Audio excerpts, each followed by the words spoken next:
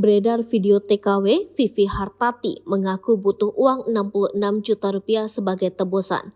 Beredar video di media sosial yang memperlihatkan seorang tenaga kerja wanita, Vivi Hartati, meminta bantuan pemerintah untuk pulang ke tanah air.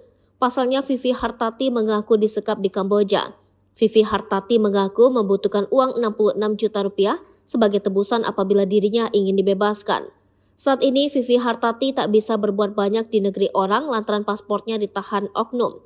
Selain itu, dirinya mengaku terus diawasi oleh sejumlah oknum agar tidak melarikan diri. Terdengar dalam video yang beredar, perempuan berusia 20 tahun tersebut berbicara secara lirih. Hal itu dikarenakan di belakangnya banyak petugas yang menjaganya. Seperti diketahui, Vivi Hartati merupakan warga kampung Kaum Tengah RT 2 RW 1 Desa Kadupandak, Kecamatan Kadupandak, Kabupaten Cianjur.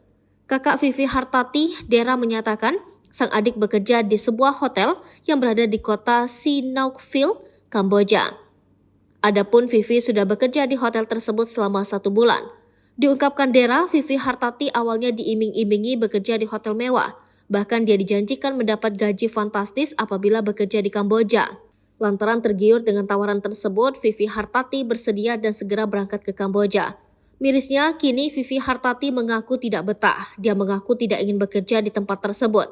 Lanjut, Dera menyatakan sang adik kandungnya turut meminta tolong dan mengirimkan lokasi penyekapan. Vivi Hartati meminta sejumlah uang tebusan agar bisa pulang ke Indonesia. Meski demikian, pihak keluarga hingga kini belum bisa memberikan bantuan padanya.